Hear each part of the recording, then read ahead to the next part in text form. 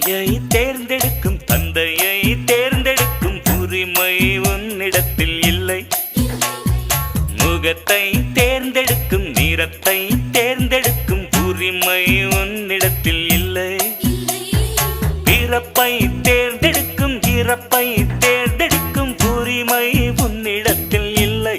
இல்லை எண்ணி பார்க்கும் வேளையிலே உன் வாழ்க்கை மட்டும் உந்தன் கையில் உண்டு. அதை வென்று எடு. கிக்கு ஏறுதே, வெக்கம் போனதே, உள்ளுக்குள்ளே ஞானம் ஊறுதே. உண்மையெல்லாம் சொல்லத்தோ